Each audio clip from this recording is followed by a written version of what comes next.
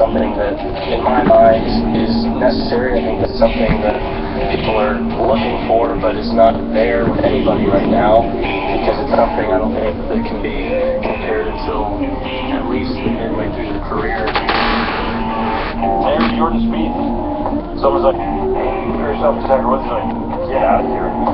That is so perfect, Jordan Speed. The open champ? To compare a Jordan Speed who's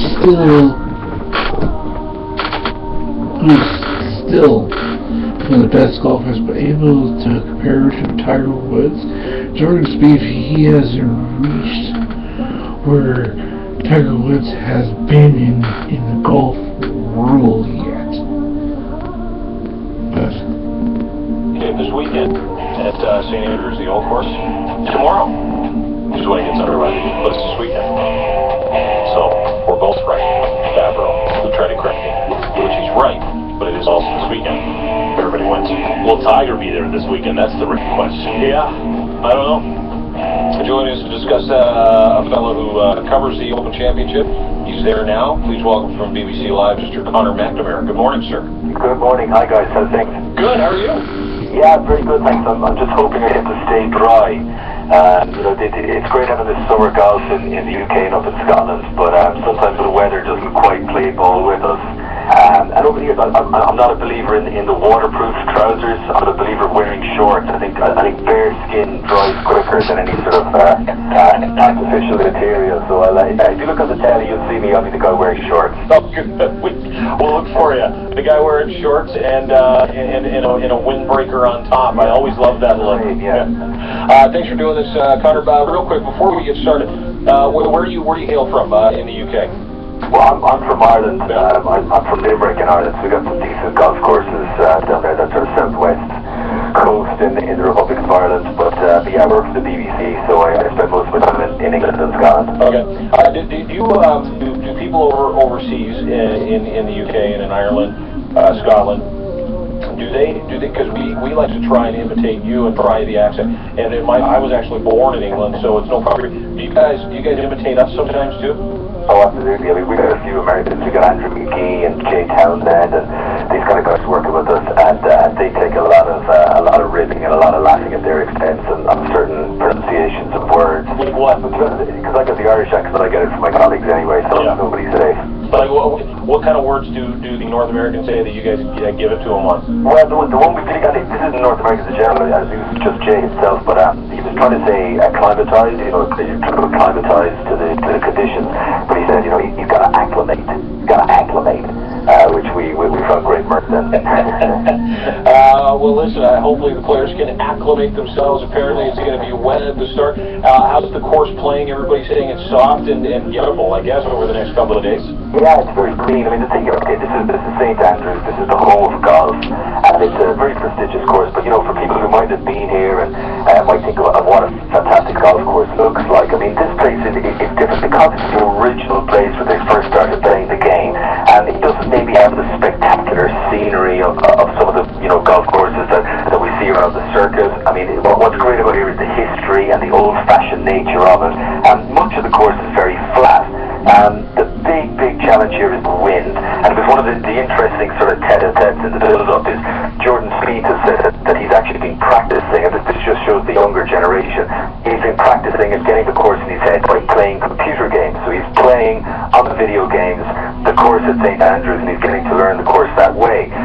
Tiger Woods was asked about this yesterday, and he said, well, obviously Tiger Woods has had his name branded across very famous video games over the years, but he said, no, I mean, the difference here is, okay, you got to know the geography of the place, you got to know the landscape, but the big thing you've got to learn is the wind, because the wind here comes from all kinds of different angles, and it requires very different shots. So I think Jordan Speed, that's the one thing you can't practice on a video game, is the wind at St. Andrews. So it's going to be absolutely fascinating to see how he fares here this weekend. And the wind, I read an article in The Guardian yesterday that said the wind is going to be heavy, especially the first couple of days, and you're going to get a lot of rain on Friday, correct? Yeah, that is the forecast. I have to say I'm very skeptical about these things. I treat weather forecasts the way, I sort of treat horoscopes. I think it gives you something to talk about, but I'm not always quite sure how in the real world it exists. I mean, I'd say that's one of the big differences I always find between working at a in the US and Canada compared to here. I do think you've got way more accurate weather forecasting that goes on. But yeah, look, the theory they say at the moment is that Thursday should be nice, not too much wind, certainly dry, but then into Friday the rain will fall. And I remember being here 5 years ago, and Rory McIlroy, you hadn't quite reached his peak then, but it was obviously the big up and coming thing at the time, and he really struggled here in the wind. And we know that McIlroy is big off the tee. You look at the recent winners. I mean, 95, John Daly won here, Tiger Woods won here a couple of times, Louis Oosthuizen when he won here. Those guys were all huge off the tee at the time. I mean, they were hitting the ball longer than anyone else. But even, McIlroy, we know hits it so far off the tee, he struggled here in the wind. So the wind has got to go in your favour. It's an extra dimensional element to the golf course. Connor, is the RNA worried that if the wind isn't up that course is a little too easy for very long hitters like a guy like Dustin Johnson? Well, this is it, and I think the new technology in golf, the fact this was a course that was originally designed when golfing equipment didn't exist. The developments of the different cores, the balls, the different equipment. So many of the bunkers here, which is the real trademark. I mean, that's where you struggle on this course. You end up with the deep riveted bunkers. You guys are up in your typicals just to see out of them, let alone try and get your ball out of them. But the professionals these days can just hit over those bunkers and make a quite short approach shots into the green. Now, in recent years, in preparation for this Open Championship, they have actually gone and made a few changes to the course. Now, if you're a traditionalist, you're raising your eyebrows. You're whoa, hang on, don't go making changes to St. Andrews. I mean, this is a home of golf. Somebody said to me this week, it's like drawing a moustache on the Mona Lisa. I mean, you gotta be careful what changes you make here. But they have made a few more changes. They put a few bunkers further down the fairway, which maybe those big hitters might find a little bit of trouble and make them have to think about it some more. But you look back, I think the year that the Tiger Woods won here the first time, his average shot off the tee went almost 320 yards. That just shows you how important distance is. Yeah, and that's why I like Dustin Johnson's favor to win. But you talk about those changes too. Apparently they changed the road hole, and I'd heard and I read yesterday as well that some of the changes in part in the English, but it really pissed some people off. Well, this is what I'm saying. I mean, people just thinking it's drawing the profession of the Mona Lisa. I mean, people will think, over the years, professionals will have come here, individuals will have come here, and they feel that they know this place. It's the perfect sort of tapestry of golf, and you start removing sand dunes, you start putting in extra paths, or particularly start messing around with the bunkers and things, and people are going to say, well, this isn't your average course for those kind of improvements are made all the time. This is St. Andrews. There's a lot of ethos here. There's a lot of tradition.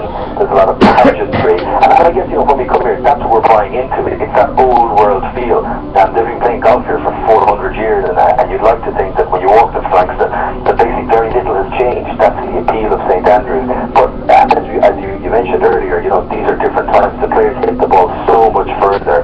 If they didn't make these changes, you can end up this, prospect of people going around and shooting record scores in a major and just sort of humiliating the course, and I don't think anyone wants to see that.